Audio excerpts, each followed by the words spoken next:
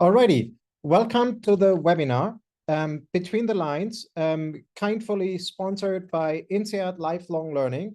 And so it's with great pleasure to welcome today Zeke Hernandez from the Wharton School at the University of Pennsylvania. Thank you so much for joining, Zeke. Thank you so much to all the participants who are joining us for this very important talk on immigration. The book we're going to talk about is your forthcoming book about the truth about immigration. I will put a link into the chat for everyone who wants to order the book. This was the wrong link. Let me kind of help again on this. So here we go. So you can pre-order this on Zeke's website. A few words about Zeke. So Zeke is an associate professor a tenured associate professor at the Wharton School. He is a graduate of Brigham Young University. He got a PhD from the University of Minnesota. Zeke is in any kind of sense of the word an academic star, okay? So he has won like every kind of teaching award imaginable. He's a rock star researcher in the field of immigration. One thing that doesn't come across in the book, but is very, very notable, Zeke is also a rock star in the field of networks, okay? In the words of one of his advisors, here, he is really kind of really added something new in the field of social networks when this field was already very, very mature.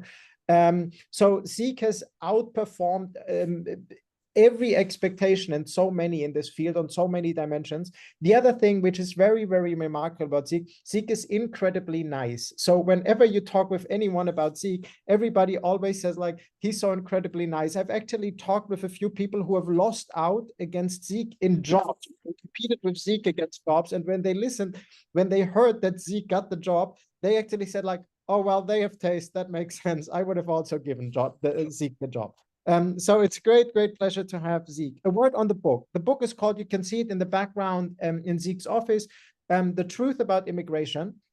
I read the book carefully. The book is simply fantastic. The book is, I would say, two books in one.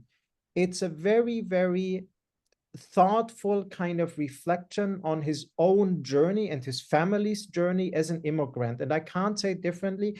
It's very, very moving. It's not moving in the kind of cliche kind of sense of the word. It's really just beautiful to read. And it brings a lot of kind of the stories you learn about really to life. The other thing about the book, it's very, it's very much evidence-based, as we like in general on this series, but it's written in an incredible, accessible, and meaningful way. He makes a beautiful argument. As I said, Zeke is a very, very accomplished professor. Having said this, when I read the book, I thought there is a missed career as a trial lawyer. He makes very, very thoughtful arguments, really kind of takes the arguments of the other side into account, and in very kind and polite words, actually smashes them. One thing, by the way, I want to say, it's not crucial, but it's also beautiful. The book is beautifully written. So you think about, he explains you what sticky knowledge is, and he talks about honey. And when he shares about his individual background, he talks about how he, at least once, he says once, punched somebody into the face.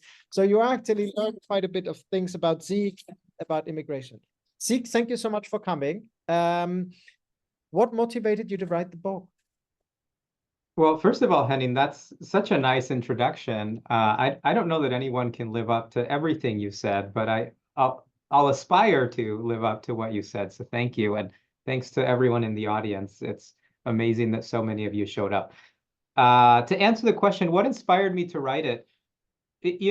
I think that this is one case where external appearances could be very deceiving, right? So immigration is so politically charged in our world that it would be very easy to say, oh, here's someone who is an immigrant and wrote this book on immigration sort of in a self-serving way, and is a, at least to use American terminology, sort of a coastal elite liberal, who's just writing this to justify his own political views. Nothing could be farther from the truth.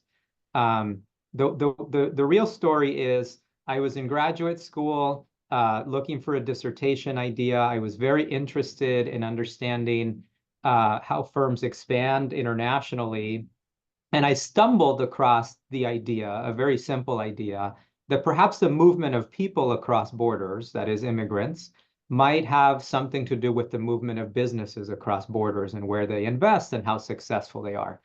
And that was a very, basic thought. I thought, there's probably something there. And it took me a few years to study that and document it. And that became the basis of my dissertation and the beginnings of my career. I did not intend to study immigration as a subject per se. It just so happened that the more I dug into trying to really understand what creates economic prosperity and how businesses really work, particularly across borders, I could not get away from immigration. It was just a topic that I could not separate from that. It was a variable I couldn't ignore. So that was really the beginning of it. And I never intended to write a book like this. What happened is that as I started to do the research, the background research I needed to do my own research, I discovered that there was this wealth of really powerful evidence on the economic and social effects that immigrants have. And then the events of the last few years started happening, from Brexit to the election of Trump to the sort of the wave of protectionism that has accompanied kind of a rise of an anti-immigrant movement.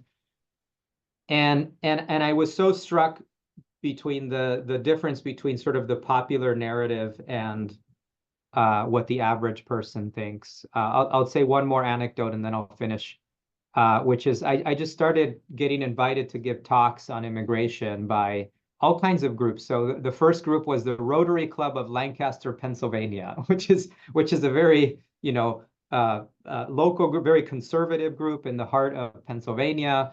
And I realized, they really don't understand immigration.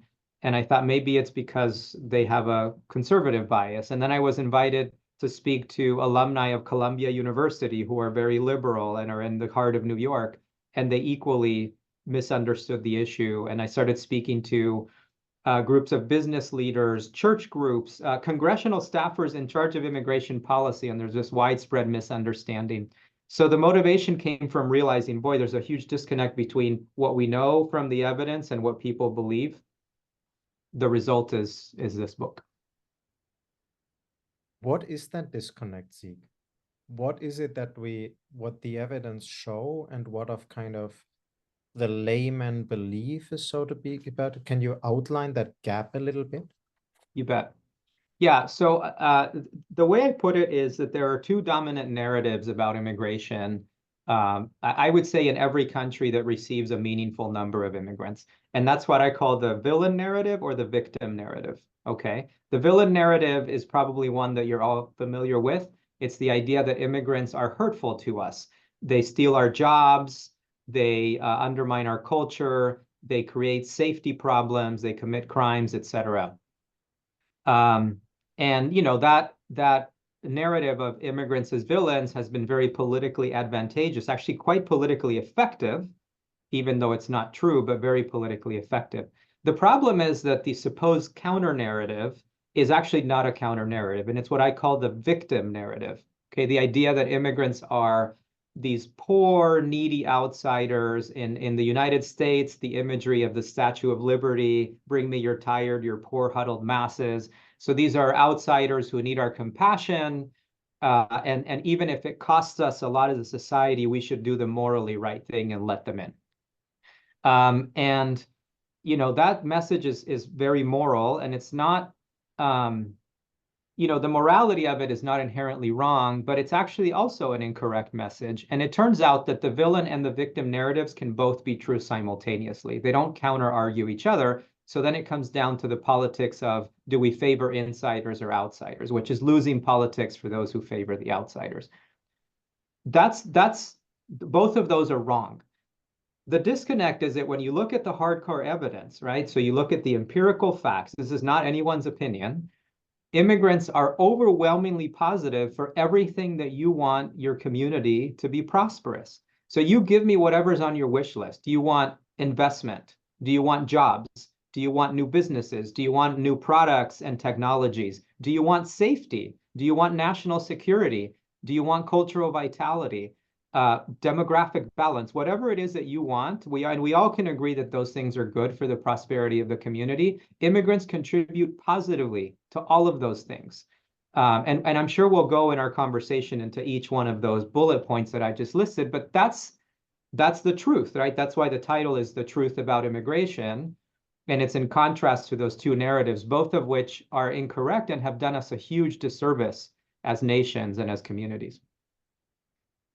So, Zeke, one thing I enjoyed about the book a lot was that there are some kind of these hidden stories I was simply not aware of, right? You refer when we talk about when you talk about investments and how immigrants kind of attract investments, you talk about fast food chains, right? One of the fastest growing fast. Could you tell us a little bit about how do immigrants help investment?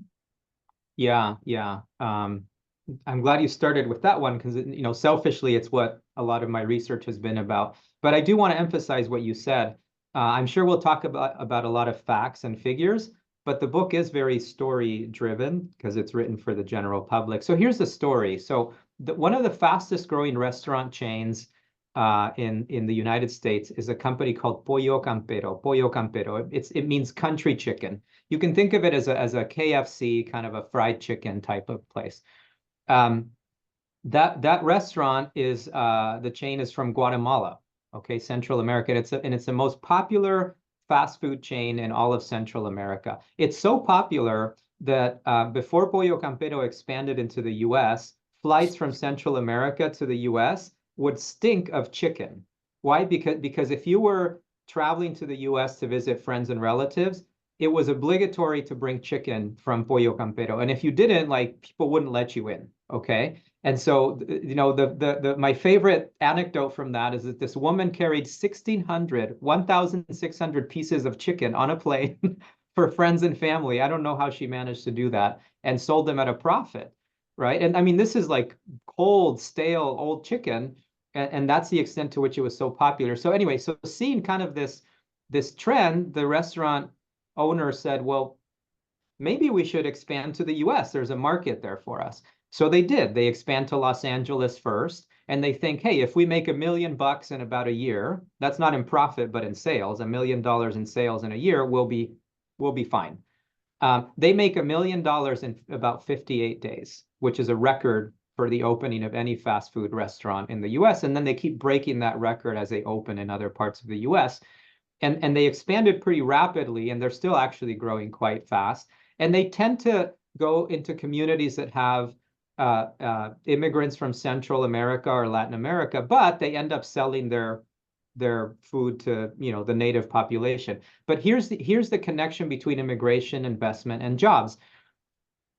The capital that this restaurant chain is investing in the US creates jobs, and those jobs aren't just for immigrants, they're for natives as well, right? And that's what I call the investment innovation, sorry, the immigration investment jobs triangle. Immigrants attract investment from their home countries. That investment creates jobs, and you kind of have this virtuous cycle.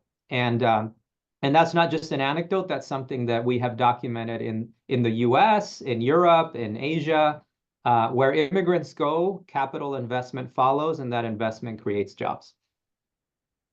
Just one short general remark. I've already seen that Aditya and Sadaf have already put questions into the chat or into the Q&A. Please keep on doing so. So you can all put questions into the chat, and we'll go into those in detail later. You can also upvote them so that we make sure that we focus on those which are on the questions which are generally the most interest. See, beyond investment, kind of that they attract investment, or like before we kind of move on, what's the underlying mechanism? Because you see, like at first, like as researchers, we're always kind of a little bit obsessed with the underlying mechanisms, right?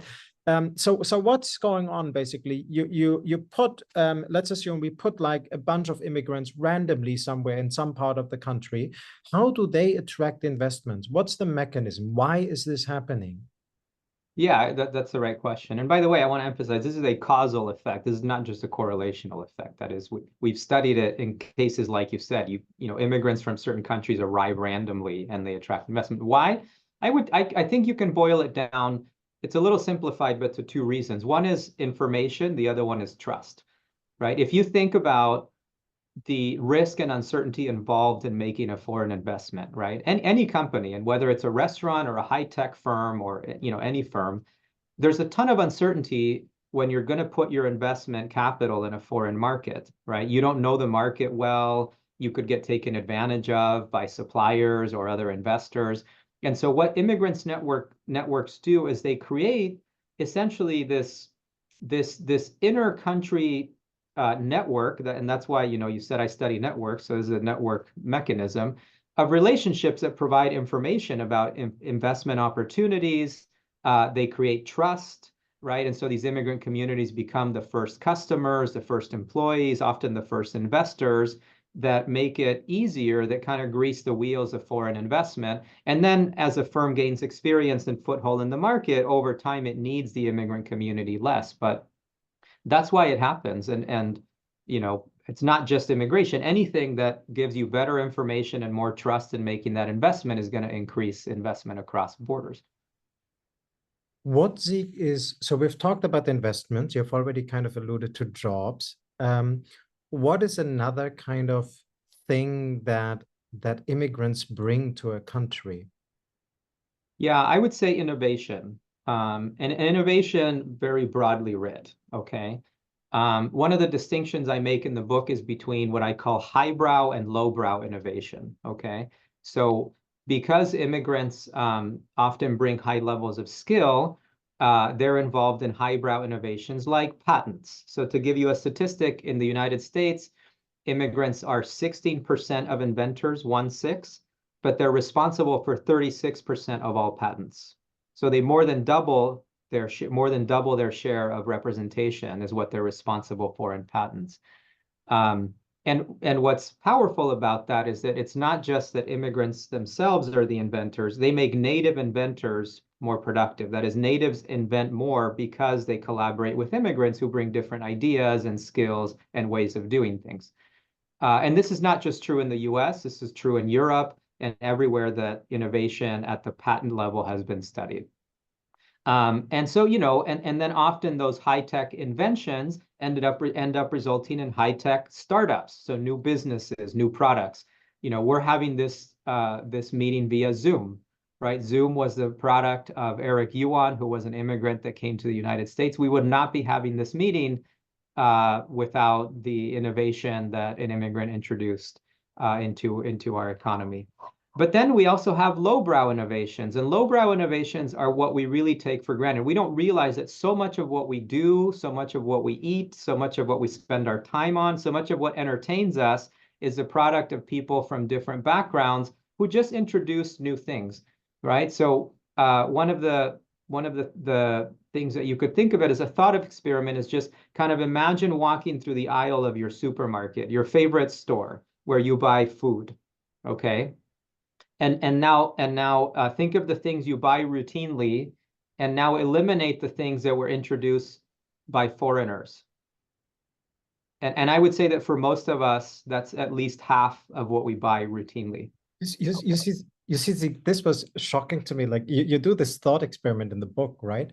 And it was like, okay, there's going to be a bunch of stuff. And then you actually present the list. And it was like, oh my God, is this list long, right? So in part, what happens, right, is I think in part why it's a little bit difficult sometimes to keep in mind the benefits associated with immigration is because we gotten used to successful immigration, right? You see, like I don't think of spaghetti anymore as an immigrant product, Right. even if it is an immigrant product. Yeah.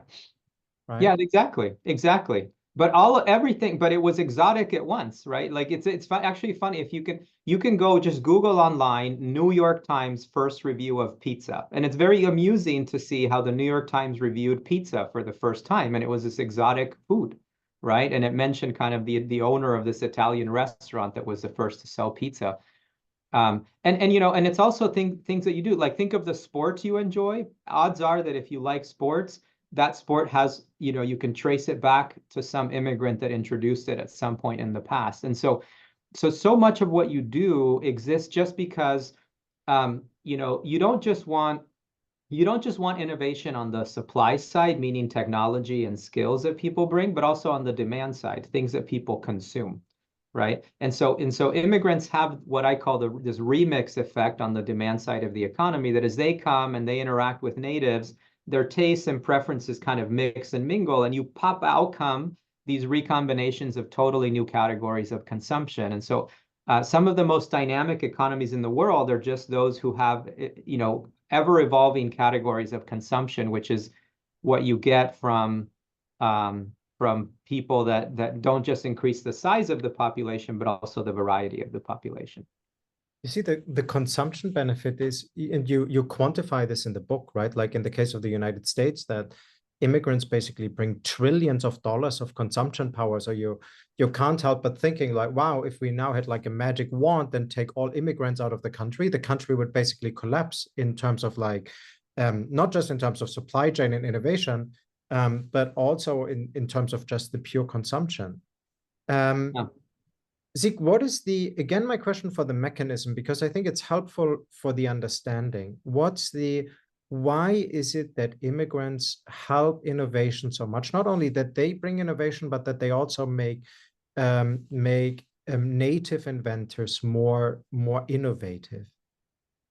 Yeah, so we have a lot of theories of innovation, right? So, if you abstract away from immigration, just what is innovation? And one of the dominant mechanisms for innovation is just recombination, right? You take bit of knowledge A and bit of knowledge B that have never been put together before, and out comes an innovation. And so if you're going to have recombinant innovation in an economy or in a firm, in a company, you need variety, right? If you're going to have unique recombinations, it starts with variety. And so different people just bring different ideas, different ways in which they were trained, different tastes and preferences. And that makes it so that just probabilistically, the odds that two people with different ideas will speak and recombine something new is going to be higher. And so, it's not that you need half of your population to be foreign born, and it's not that recombinations only come from foreign-born people. It just so happens that foreign-born people are one of the most important sources of variety in ideas and tastes and preferences that make recombination possible. And you need deep, and this is important too, it's not just like short-term travel, right? So it's not that you can say, I can travel to Paris or Beijing for a week and see something new, and I get it and I bring it back. Right? It takes kind of deep embeddedness in two locations to really kind of understand and see the differences and translate them. And so that's why also immigrants are so important. It's not just a matter of looking up something on the internet or short-term travel.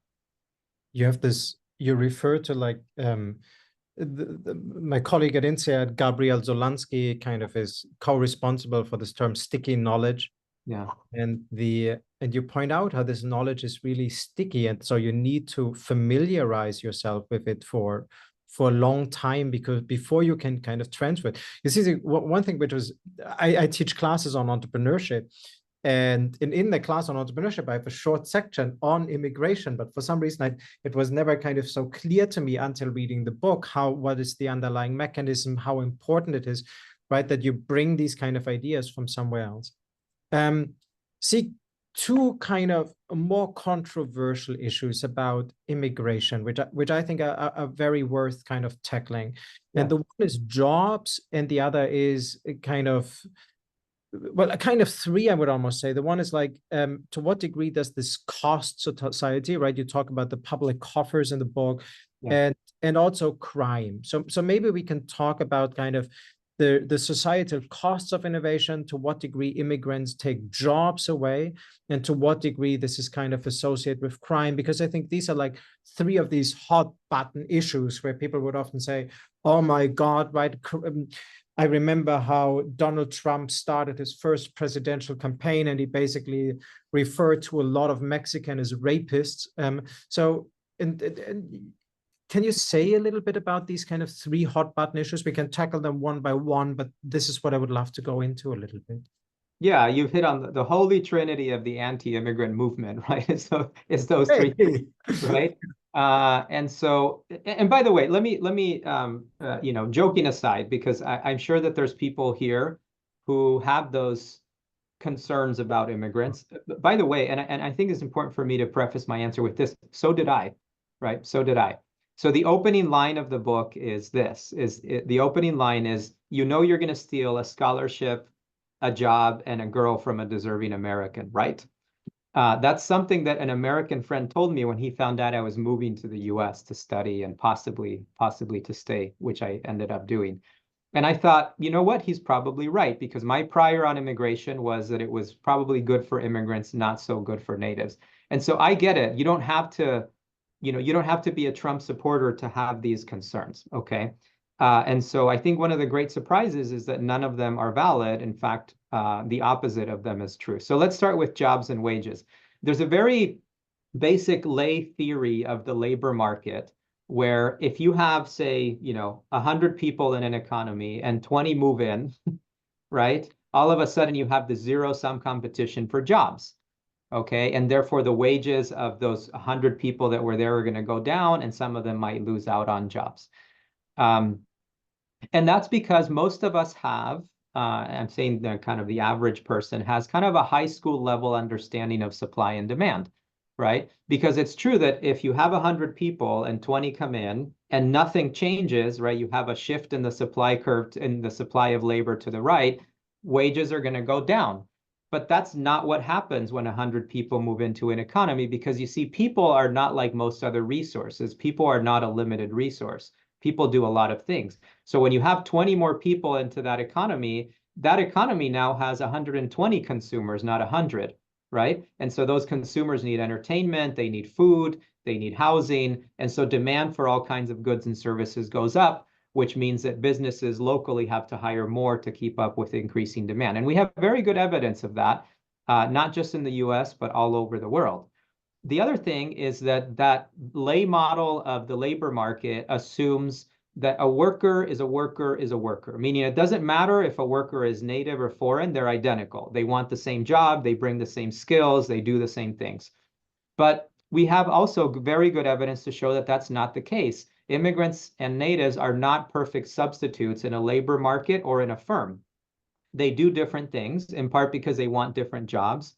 So for example, you see immigrants taking a lot of entry-level work that natives often don't do. But even within the same firm, they play different functions, because perhaps the native who speaks the native tongue better takes a supervisory role, and the immigrant takes a different role, and they complement each other. So, really, when you look at the evidence, and especially the evidence of the last decade, it very clearly shows that immigrants don't just not compete with natives in the labor market, they complement them. So natives get more jobs, and actually their wages go up a little bit, especially unskilled workers, their wages go up a little bit. So anyway, that's one of the holy trinity. Which one do you want to cover next? How much do they kind of cost the state? Because immigrants need to be educated and so on. Yeah, so here's another one that I think is important. This one requires some nuance. So I would say that here you have to distinguish between short run and long run, and local and in the US it would be federal. For any other country, it would be sort of at the level of the entire country. So it's true that new people in the short run cost local jurisdiction something. So cities, provinces, states, okay? Particularly because the biggest cost, at least in the United States, is the cost of public education for the children of immigrants. So a first-generation immigrant costs, in net present value terms, cost a US state $1,600 per immigrant, mostly because of the cost of educating their children. But in the long run, the children and grandchildren more than double the cost, more than double in tax payments, the cost that it costs to at the local level. And at the federal or country level, immigrants have very strong positive contributions to public coffers and taxes. So I think that the debate I think the reasonable debate is, does a country have a scheme to reimburse local jurisdictions for the short-term costs of welcoming immigrants? So when the mayor of New York or the mayor of Denver says, hey, we have all these, costs, and this is not allowing us to balance our budget for the fiscal year, they're right. It does cost to welcome new people. But you also have to keep in mind that those new people and their descendants will more than replenish public coffers in net present value terms. And let's also not ignore the non-fiscal gains from innovation, entrepreneurship, investment, jobs that we just talked about. So unquestionably, jurisdictions are better off with more immigrants, but they do have this short-term balancing problem that we have to deal with. And sorry, there's people talking loudly outside my door. I don't know if you hear them. No. The last of the Trinity, Zeke, and probably on the minds of many, or like you say, like there's, how should I say, one thing I find very interesting about thinking about it, right, about your book, is you can think about the problem from different perspectives, right? You can think like, oh, if, and the topic I want to talk about is crime. If I'm an immigrant myself and people associate the immigration with crime, I might see myself actually kind of being confronted suddenly with stereotypes I need to deal with. There's also like my personal concern about the security of my loved ones or the community or the country as a whole.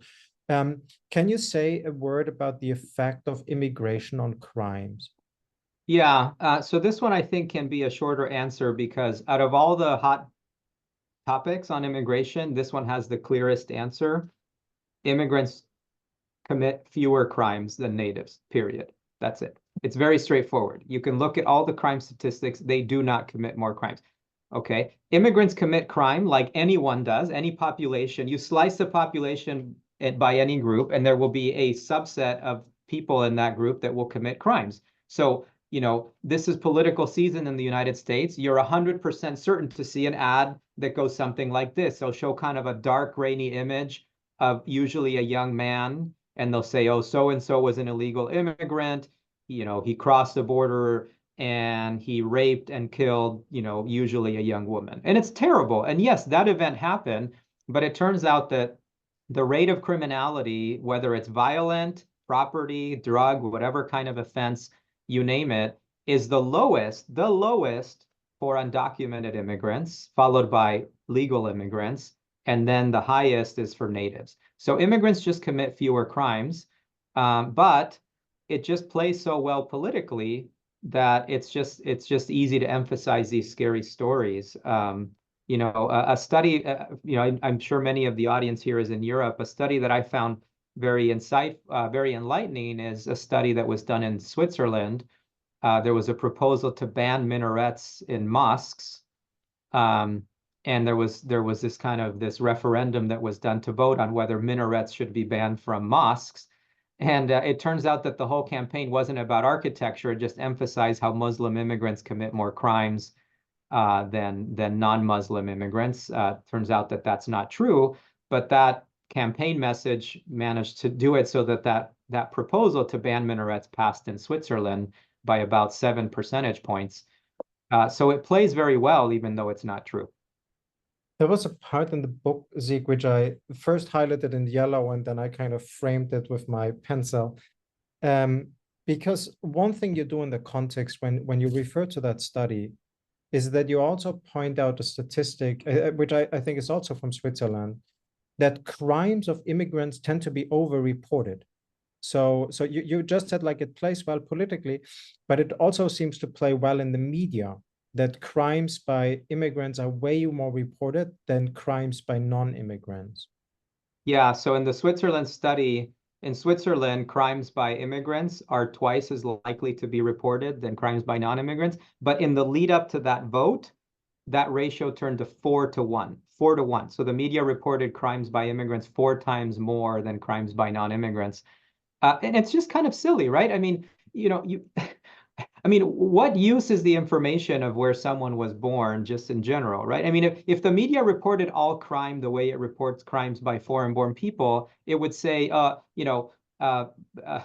man born in California steals a home, or, woman born in Baltimore, or, person born in Beijing. Like it's not, obviously it plays no function in public safety, but it stokes xenophobia. And, that's something else we could talk about. But yeah, it's the media does play an irresponsible role in this in many cases. Zeke, one question I kept on thinking about, and I did not kind of go back to all the single sources, but it feels as if most of the research you're citing, and probably most of the research that's been conducted, has been focused on the United States. And you see, like for me, is I'm living right now in the United States, Yeah. and the odd thing for me is, you see, like if you think about immigration to the United States from a German perspective, Yeah. we are almost, there's an enormous amount of jealousy. So the first word that comes to mind is brain drain. Germans complain enormously about brain drain, like, oh, the best brains are all leaving. Yeah. To the United States.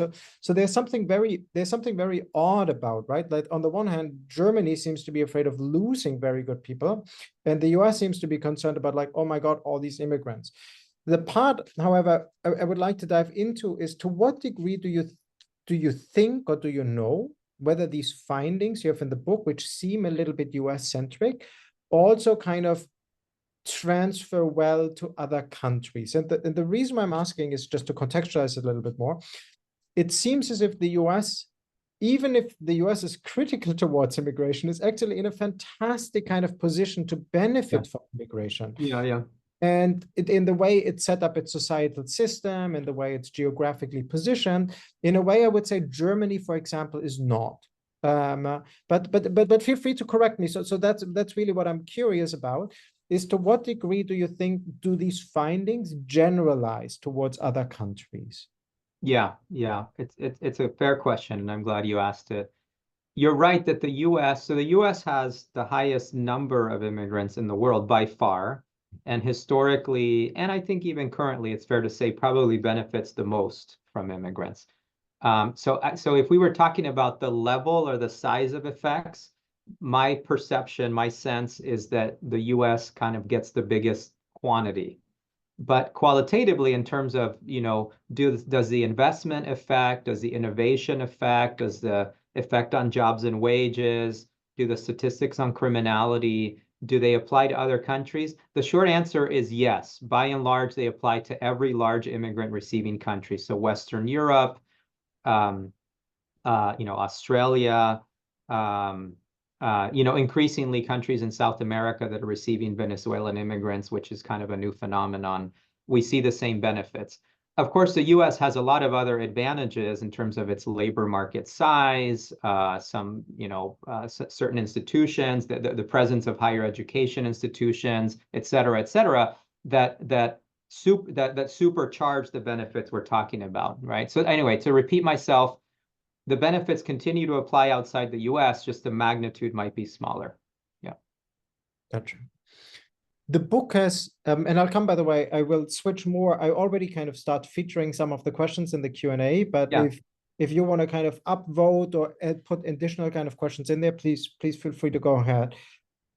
See, the book to a certain degree has like two parts, kind of, and you talk about like how do immigrants basically kind of adjust or assimilate or integrate? Can you say a little bit about how immigrants change themselves? How do they change the country as they kind of move into the countries? You see, like so far, you and I have almost kind of talked like two economists here, who are saying like, what's the effect on crime, jobs, investment, innovation, right? But there's also like a much more social question in that. Yeah, I'm glad you asked that. And yeah, and just for the audience who has not read the book, it comes out tomorrow, so nobody has read it yet. There's two halves. The first half is about how immigrants affect the economic issues, and the second half is social and societal issues. In that second half, there's that chapter on do immigrants adapt to the receiving society? And this is important because often, as I've gone to present to audiences about this, a very common retort is, okay, you've kind of convinced me on the economic benefits, but I wouldn't want those benefits if immigrants are going to change the culture that I love so much and, undermine my safety and sort of, what are the non-economic outcomes? So I think that this is where there is variation across countries. And so what I'm about to say may not generalize to every single country, but I think the general pattern applies to most countries, which is the following. Immigrants have a surprisingly constant rate of adaptation to the receiving culture, economy, and political system, right? Meaning that if you look 100 years ago or now, the rate at which they adapt economically, politically, socially is quite constant, okay? Now, that doesn't mean that in one generation, an immigrant becomes identical to a native culturally and economically. I think that that's probably unrealistic to expect. But what immigrants do within one generation is that they manage to contribute enough economically, they manage to learn the language well enough, they manage to adopt the cultural values sufficiently that they can become, sort of productive, contributing members of society. But they don't quite catch up. They don't become identical to natives. However, what's the other pattern is that in the second generation, their children do very, very well. In fact, in the US at least, and this might be just in the US, the children of immigrants outperform the children of natives economically. And that's important because they become bigger economic contributors in terms of taxes, innovation, and other benefits that we just talked about. And so I think that the short of it is you have to think of assimilation as a two-generation process. If you think of it as a single generation process, you will be frustrated, okay? But let me say this. In some ways, it might be good for us that immigrants don't become identical to natives throughout their life because they preserve enough differences, and those differences are key to the investment, innovation, and other benefits we talked about, right? Why? Because remember, innovation, novelty is a function of recombination of different things, right? And so those differences that immigrants preserve become the basis for the economic benefits they bring, but they become similar enough that they assimilate socially. And let me put a fine point on that. This is really important because something that we are lied to a lot about immigrants is we're lied to about their similarities and differences. The economic arguments against immigrants are focused on the idea that immigrants are so similar to natives that they compete with them directly. But then the social arguments against immigrants tell us that they're so different that they can't possibly adapt culturally. And so you see, the very same person happens to be like impossibly identical economically and impossibly different socially, and neither one of those is true. The reality is that immigrants have enough differences to benefit us economically and enough similarities to assimilate culturally. That would be my last statement on that. Aditya asked a question early on, which is a very, very kind of, how should I say, an agentic question, which I liked. You already asked at 10:09. I'm interested to know what would be your advice to an individual who wishes to start a career in a new country, where the new country is already hostile towards the individual's country, right? So you come to a new country and they're like, I don't know, mean stereotypes against that country. I'm sure, Zeke, you can think of many examples. Yeah. That's hard, right? I've been an immigrant in a few different countries, both as a child and an adult.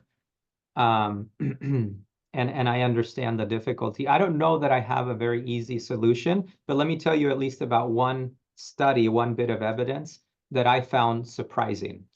The natural tendency for a foreigner is to try to focus, is to try to never point out or emphasize differences, right? Meaning to paper over differences. So if someone says a stereotype about foreigners, you just go with it, right? Or if someone says something to you that stereotypes you in the wrong way, you just say, oh, yeah, sure. You accept it or you say nothing. That was my instinct when I moved to the US. If someone said something that was totally wrong about who I was like, oh, yeah, sure. Just because I didn't want to add to the perceived ignorance or hostility. My colleague Rachel Arnett did a study that completely changed my priors on that, and the short of it is that the study shows that when foreigners when people of minority groups, including foreigners, have conversations with people of a majority group, they actually become much more accepted by the majority if they talk openly and deeply about their differences and their unique cultural background. It doesn't have to be very long, right? But if someone asks you about a food you're eating or an upbringing experience, don't just ignore it.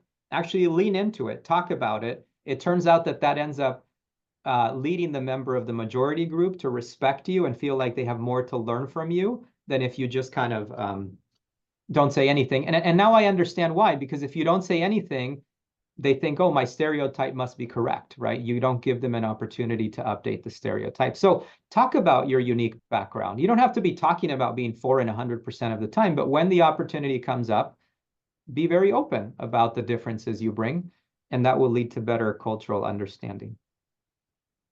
Guillaume has a question which is of a 1018, which has been of interest to many. I imagine there are multiple types of immigration, each with its own dynamics. Yeah. How are the dynamics changing from one type of immigration to another, which is the dominant immigration type? Well, that is going to be different across countries. I think that probably some of the distinctions that are fairly universal are economic migrants versus family-based migrants, humanitarian migrants like refugees and asylees, and then I would say that undocumented or illegal immigrants, depending on, people use different terms, I think are categories that are fairly universal. Surprisingly, in terms of at least the economic effects, all forms of immigration produce the same benefits, all of them, including surprisingly undocumented immigrants. They have all the same economic effects that other immigrants do. One adage that I often refer to is that we're too obsessed with how immigrants enter a country and not obsessed enough with what they do once they arrive. But once we understand what they do once they arrive, we have more clarity on what to do about those different entry paths.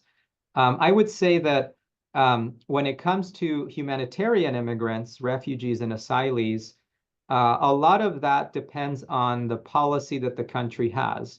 Henning just referred to the fact that the US seems to do very well with immigrants, which is true. Refugees and asylees do extremely well in the United States. And surprisingly, it comes from the fact that the United States just kind of leaves them alone. It sort of doesn't help them very much, right? And so they very quickly kind of are forced to integrate into society. In many European countries, I think there's more help given to refugees and asylees.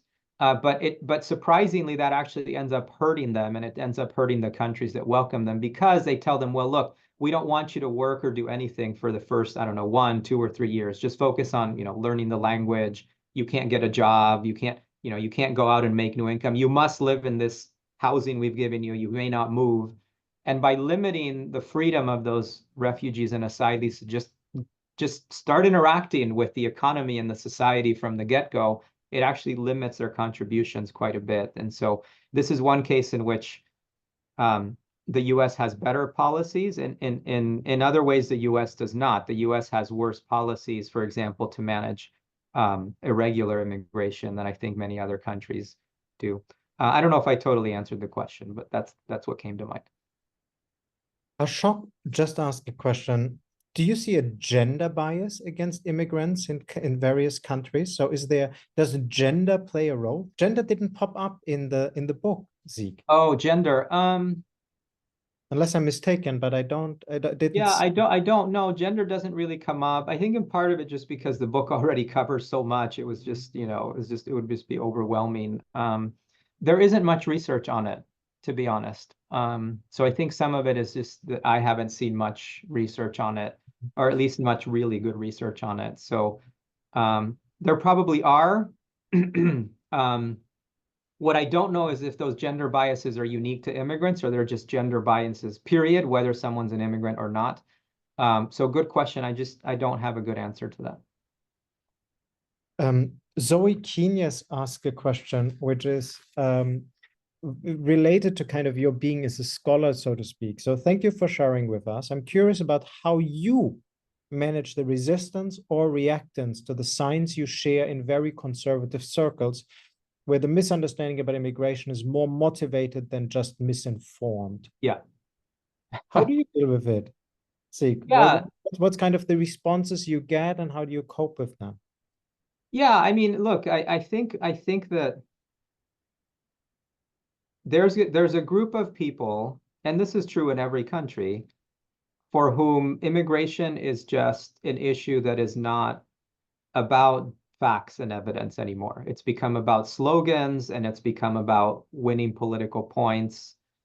And I get that, right? I get trolls. I published an op-ed in a newspaper about a week ago, and within 5 minutes of it coming out, I had a bunch of, lovely hate mail in my inbox that was totally thoughtless. It was just political slogans.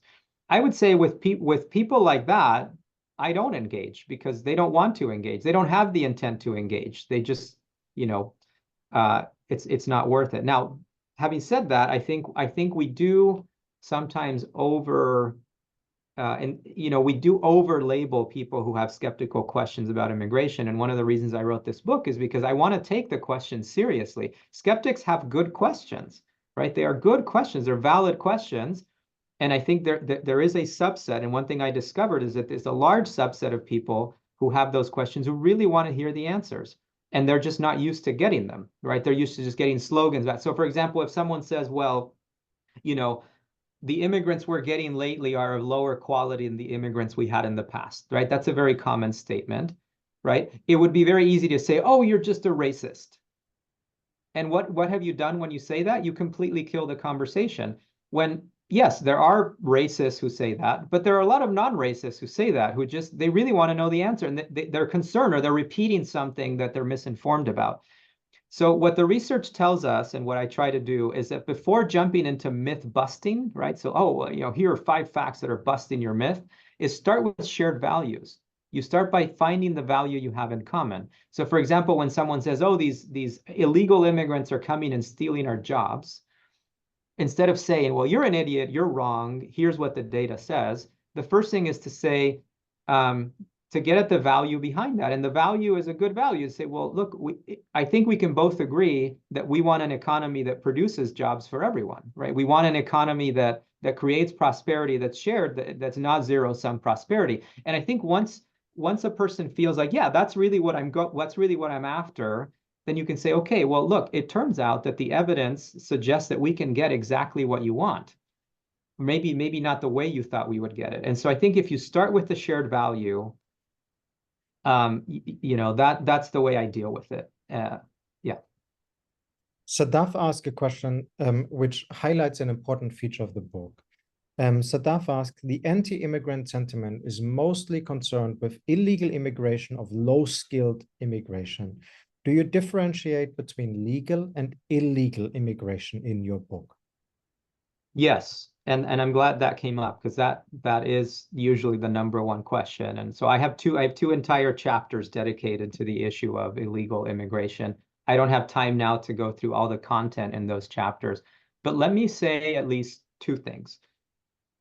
One, illegal immigrants, unauthorized immigrants, whatever term you prefer, have the same economic benefits to the receiving country as any immigrant.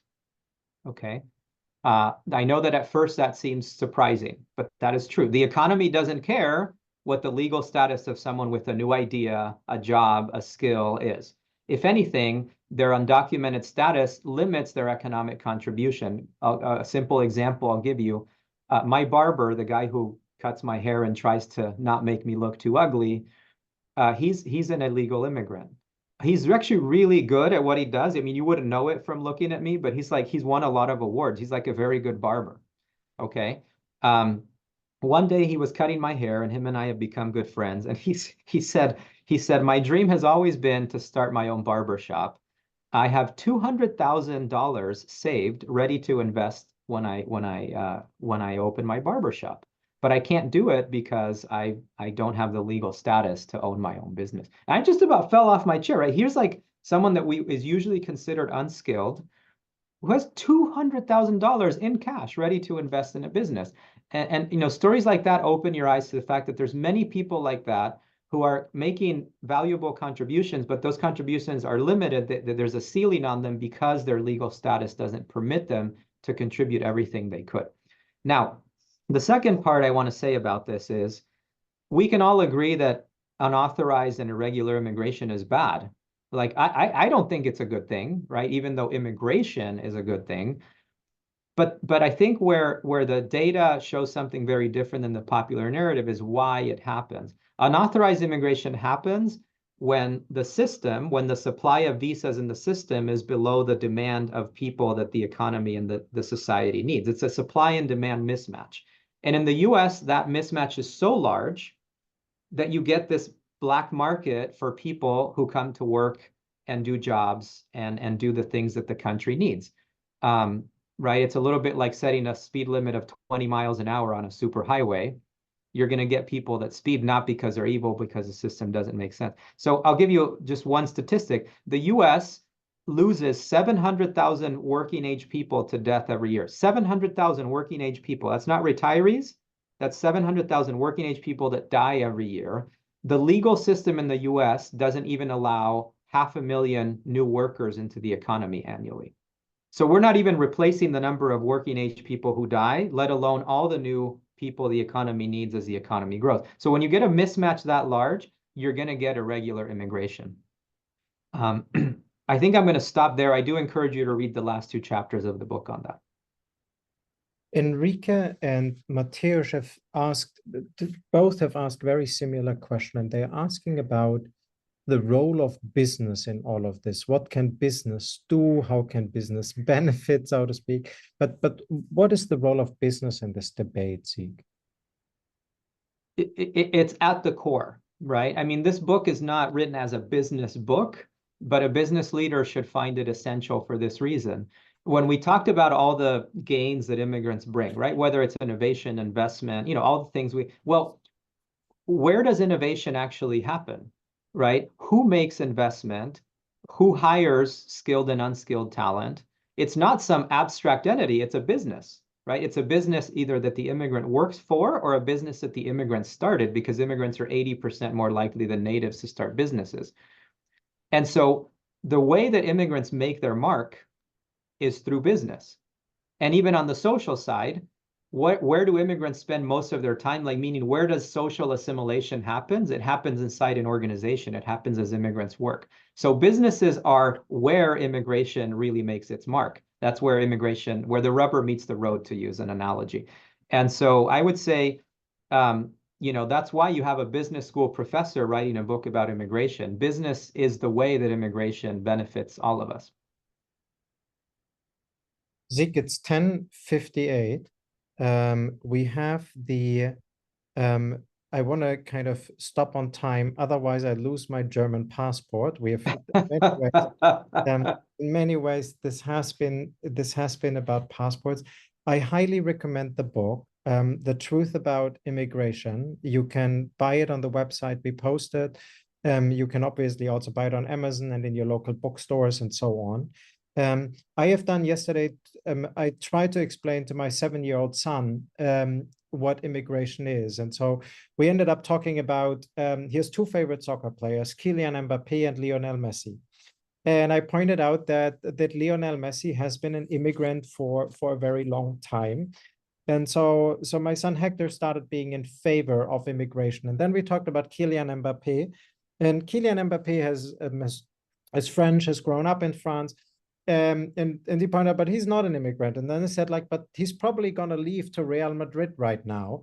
And we discussed that very often people simply become immigrants, even if you don't anticipate. We very often, we ourselves, our parents, our children end up being immigrants. So it's really like a topic who concerns all of us. And so I really hope that's kind of a lesson you kind of take away from today.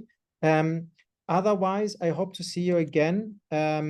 Actually, already by the end of next week, we have as the next speaker, Harvard professor Felix Oberholzer G, who's a very accomplished strategy professor. You happen to know him, Zeke?